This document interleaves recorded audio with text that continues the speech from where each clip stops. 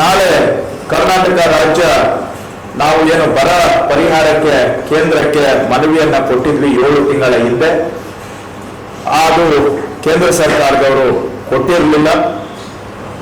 ಇತ್ತೀಚೆಗೆ ಕೇಂದ್ರದ ಗೃಹ ಖಾತೆಯ ರಾಜ್ಯ ಮಟ್ಟದ ಸಚಿವರು, minister of state for home affairs, ಅವರು ಶ್ರೀಯುತ ನಿತ್ಯಾನಂದ ರಾಯ್ ಅಂತ, ಅವರು ಮಾನ್ಯ ಮುಖ್ಯಮಂತ್ರಿಗಳಿಗೆ ಪತ್ರವನ್ನು ಬರೆದು ಎಲ್ಲ ಇಂಥ ತಾರೀಕಿಗೆ ತಾವು ಬರ ಪರಿಹಾರಕ್ಕೆ ಮನವಿ ಕೊಟ್ಟಿದ್ದೀರಾ, ಇಂಥ ತಾರೀಕಿಗೆ ಕೇಂದ್ರ ಸರ್ಕಾರದಿಂದ ತಂಡ ಬಂದು ಕರ್ನಾಟಕ ವೀಕ್ಷಣೆ ಮಾಡಿದೆ, ಇಂಥ ತಾರೀಕಿಗೆ ಅವರು ಅಂದ್ರೆ ಅಕ್ಟೋಬರ್ 13ನೇ ತಾರೀಕಿಗೆ ನವೆಂಬರ್ 13ನೇ ತಾರೀಕಿಗೆ ಅವರು ವರದಿಯನ್ನು ಕೊಟ್ಟಿದ್ದಾರೆ.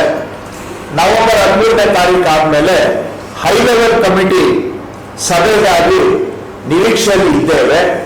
ಆದಷ್ಟು ಶೀಘ್ರದಲ್ಲಿ ಹೈ ಲೆವೆಲ್ ಕಮಿಟಿ ಸಭೆ ಮಾಡ್ತೇವೆ, ಕರ್ನಾಟಕದ ಪರಿಹಾರವನ್ನ ನಾವು ಪರಿಶೀಲನೆ ಮಾಡಿ ಕೊಡ್ತೇವೆ ಅಂತ ಒಂದು ಉತ್ತರ ನಮಗೆ ಮಾರ್ಚ್ 15ನೇ ತಾರೀಕು ಪತ್ರದ ಮುಖಾಂತರ ನಮಗೆ ಬಂದು ತಲುಪಿದೆ. ಸೊ ಅದರಲ್ಲಿ ಯಾಕೆ ಉಲ್ಲೇಖ ಮಾಡ್ತಾ ಇದ್ದೀನಿ ಅಂದ್ರೆ, ಕೇಂದ್ರದ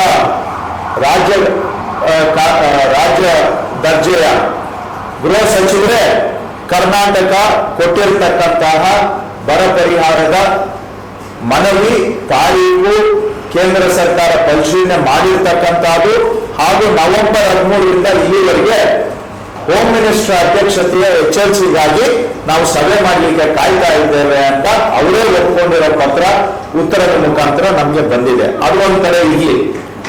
ಇಷ್ಟಾದ್ರೂ ಕೂಡ ನಮ್ಮ ರಾಜ್ಯದ ರೈತರಿಗೆ ಬರ ಪರಿಹಾರಕ್ಕೆ ಕೇಂದ್ರ ಹಣ ಕೊಡಲಿಲ್ಲ ಅಂತೇಳಿ ನಿಮ್ಗೆ ಗೊತ್ತಿರೋ ಹಾಗೆ ನಾವು ಎಲ್ಲ ಸಚಿವರನ್ನ ಭೇಟಿ ಮಾಡಿದ್ವಿ, ಪ್ರಧಾನಿಗಳನ್ನ 2 ಬಾರಿ ಭೇಟಿ ಮಾಡಿದ್ದೇವೆ, ಎಲ್ಲ ಆಗಿ ಎಲ್ಲ ಮನವಿಗಳನ್ನ ಮಾಡಿ ಕೊನೆಗೆ ಅನಿವಾರ್ಯವಾಗಿ ಸುಪ್ರೀಂ ಕೋರ್ಟ್ ಮೆಟ್ಲನ್ನು ಕೂಡ ನಾವು ಹತ್ತಿದ್ದೇವೆ.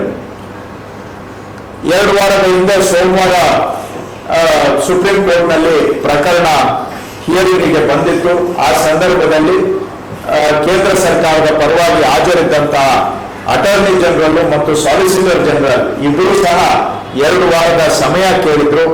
ಸೊ ಅವರು ಮನವಿಯನ್ನ ಸುಪ್ರೀಂ ಕೋರ್ಟ್ ಅವರಿಗೆ ಆಯ್ತು ಅಂತೇಳಿ ಒಪ್ಪಿ ನಾಳೆಗೆ ಕೇಸು ಲಿಸ್ಟ್ ಆಗಿದೆ. ಸೊ ನಾವು ನಿರೀಕ್ಷೆಯಲ್ಲಿ ಇದ್ದೇವೆ, ನಾಳೆ ಸುಪ್ರೀಂ ಕೋರ್ಟ್ನ ಮಧ್ಯಪ್ರವೇಶದಿಂದ ರಾಜ್ಯಕ್ಕೆ ರೈತರಿಗೆ ಬರಬೇಕಾದಂತ ಬರ ಪರಿಹಾರ ಸಿಗಬಹುದು ಅನ್ನುವಂತ ನಿರೀಕ್ಷೆಯಲ್ಲಿ ನಾವು ಇದ್ದೇವೆ. ಸುಪ್ರೀಂ ಕೋರ್ಟ್ ಮಧ್ಯಪ್ರವೇಶ ಮಾಡಿ ನಮ್ಮ ರಾಜ್ಯದ ರೈತರಿಗೆ ಬರಬೇಕಾದಂತ ನ್ಯಾಯವನ್ನ ಒದಗಿಸಿಕೊಡ್ತಾರೆ ಅನ್ನುವ ನಿರೀಕ್ಷೆ ಇಟ್ಕೊಂಡಿದ್ದೇವೆ. ಹಾಗೆಯೇ ಈಗಲಾದರೂ ನಮ್ಮ ರೈತರಿಗೆ ಕೇಂದ್ರ ಸರ್ಕಾರ ಎಚ್ಚೆತ್ತುಕೊಂಡು ಕೊಡಬೇಕಾದಂತ ಪರಿಹಾರವನ್ನ ಈಗಲಾದರೂ ಸುಪ್ರೀಂ ಕೋರ್ಟ್ ಮಧ್ಯಪ್ರವೇಶದಿಂದಾದರೂ ಕೊಡ್ಲಿ ಅಂತ ನಾನು ಆಶಿಸ್ತೇನೆ. ಯಾಕೆಂದ್ರೆ ನಮಗೆ ಮುಖ್ಯ ರೈತರಿಗೆ ಸಿಗಬೇಕಾಗಿರ್ತಕ್ಕಂಥ ಪರಿಹಾರ ಸಿಗಬೇಕಾಗಿರೋದು ನಮಗೆ ಮುಖ್ಯ. ಈಗಲಾದರೂ ಅದು ಆದ್ರೆ ನಮ್ಗೆ ಅದೇ ಒಂದು ಸಂತೋಷ, ಸಮಾಧಾನ. ಸೊ ನಾಳೆ ಕೇಸ್ ಇರೋದ್ರಿಂದ ಆ ನಿರೀಕ್ಷೆಯಿಂದ ನಾವು ಸುಪ್ರೀಂ ಕೋರ್ಟ್ನಿಂದ ನ್ಯಾಯವನ್ನ ಎದುರು ನೋಡ್ತಾ ಇದ್ದೇವೆ. ಅನುಕೂಲ ಆಗ್ಬೋದು ರಾಜ್ಯದ ರೈತರಿಗೆ ಅನ್ನುವಂತ ಆಶಾ ಮನೋಭಾವವನ್ನು ನಾವು ಇಟ್ಕೊಂಡಿದ್ದೇವೆ.